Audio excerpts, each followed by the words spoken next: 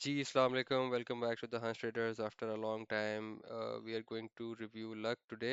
और लक की स्क्रीन जो है वो जो महीना पहले मैंने रिव्यू किया था वही वाली खुली भी है। एक महीने में क्या से क्या हो गया।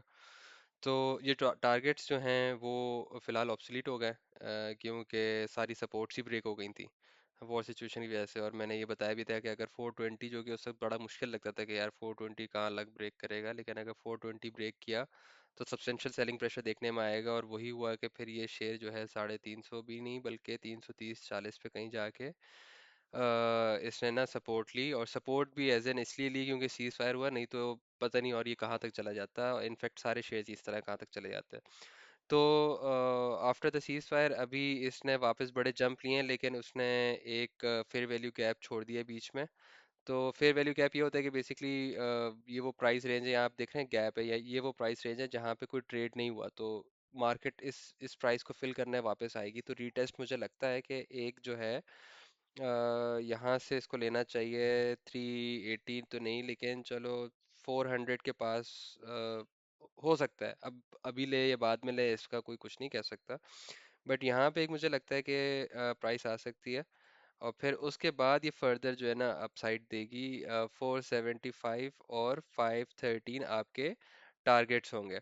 ठीक है, ये 475 और 515 आपके टारगेट्स हो गए।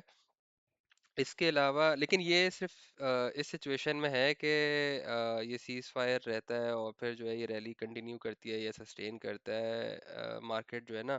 अगर वापस को नेगेटिव न्यूज़ आ गई तो ये सारी चीज़ें फिर इनवैलिड हो जाएंगी और मार्केट जो है वो एक डाउनफॉल में जाएगी। और उसी वजह से आपके शेयर्स भी जो है ना नीचे जाना शुरू हो जाएंगे। कंपनी इन इटसेल्फ जो है बिल्कुल एक पाकिस्तान का सबसे बड़ा सीमेंट मैन्युफैक्चरर है। और काफ़ी डाइवर्सिफाइड किस्म का पोर्टफोलियो है इसका। पावर में ये है, ऑटोज़ में ये है, केमिकल्स में ये है। डेट फ्री बैलेंस शीट है, ब्लू चिप कंपनी है, ब्लू चिप स्टॉक है इसका। और जो यूजली इन्वेस्टर्स होते हैं वो इसको एज अ प्रॉक्सी यूज़ कर रहे होते हैं, मतलब टू चेक के ओवरऑल हेल्थ क्या है इंडस्ट्रियल इकोनॉमी की। तो अगर लक सही चल रहा है इसका मतलब इंडस्ट्री सही चल रही है। तो इतना ये वेटेज रखता है अपना ये शेयर।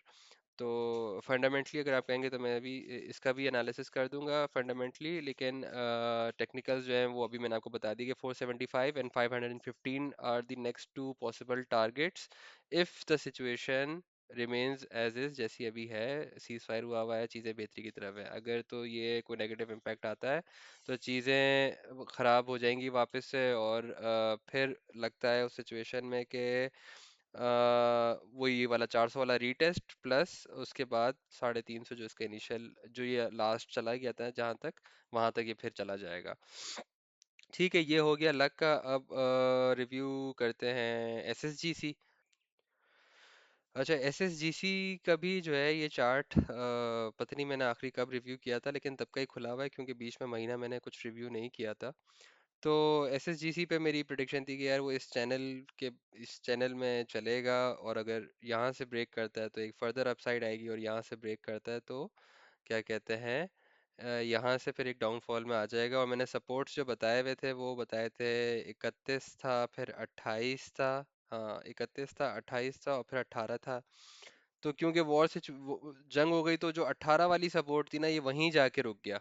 ये देखें, इसने जो आखिरी आपका लिया है प्राइस जो इसने टच की वो कोई 19 रुपए पे की है, बिल्कुल यस 19 रुपए पे की है। तो पॉइंट ये है कि यार अगर तो ये जंग नहीं रुकती तो हो सकता है कि ये 19 या 18 की भी सपोर्ट ब्रेक कर देता है, क्योंकि हालात खराब खराब से खराब हो जा रहे थे। अब सिचुएशन ये है कि इसने क्योंकि 18 पे सपोर्ट ले ली है और वापस से ये 25 रुपए पे आ गया है, तो जो मुझे इसका पहला टारगेट लगता है वो 28 लगता है। लेकिन बाइंग एरिया जो है इसका वो होना चाहिए कोई 22 रुपए, या हाँ 20-22 रुपए के रेंज में ना आप इसको बाय करो। मैं इसका वो कर देता हूँ, चेंज कर देता हूँ, बाय अराउंड 20-22 रुपीस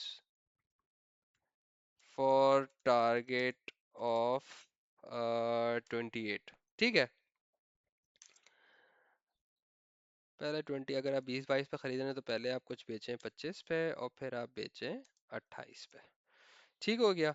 फिर इसके अलावा ये आपके लिए इसके फंडामेंटल्स लिखे हुए हैं, ठीक है। और इसके अलावा और तो कुछ नहीं था इसके अंदर। हाँ, ये भी है, इस कंपनी के बारे में थोड़ी सी और इन्फॉर्मेशन है। मैं आपको वैसे बता देता हूँ कि ये कंपनी जो है basically state back gas distribution है, और मतलब गवर्नमेंट की ही है। और इट्स क्या कहते हैं, गवर्नमेंट की जो टैरिफ पॉलिसीज़ हैं उसकी वजह से उस पर काफ़ी डिपेंडेंट रहता है इसकी जो प्रॉफिटेबिलिटी है। और जो ऑन गोइंग आपका सर्कुलर डेब्ट की जितनी भी न्यूज़ हैं वो भी इसको काफ़ी इम्पेक्ट कर रही होती हैं।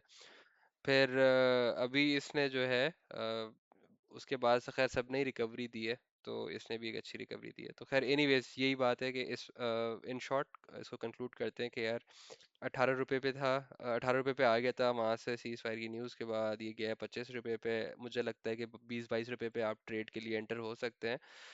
25 रुपये पे खरीदना थोड़ा सा बेवकूफ़ी होगा, और फिर आपका जो इनिशियल टारगेट है वो 28, और फिर आगे चल के 32, लेकिन देखते हैं वो कितनी दूर की बात है। ओवरऑल KC 100 को भी देखना चाहिए कि वो कितना सस्टेन करता है ना इस रैली को। वो वापस अपने जनवरी के हाई पे जाता है जो कि 191,000 पॉइंट्स हो गया था।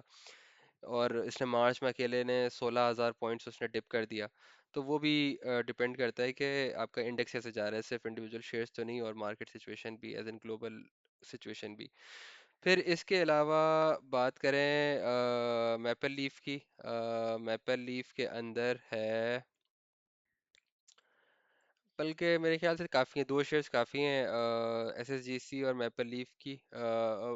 SSGC और लक को रिव्यू कर दिया, मैपल लीफ की अगर नीड हो तो मुझे बता देगा, मैं उस कमेंट कर देगा, मैं उसको भी रिव्यू कर दूंगा। लेकिन मेरा नहीं ख्याल कि मैपल लीफ में ज़्यादा लोग इंटरेस्टेड होते हैं।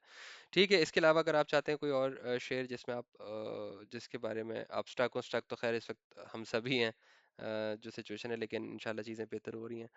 तो कोई और शेयर अगर आप चाहते हैं जिसका एनालिसिस किया जाए, either technical or fundamental, please please to comment. जब तक के लिए अपना ख्याल रखें, मिलते हैं अगली वीडियो में। अल्लाह हाफ़िज़।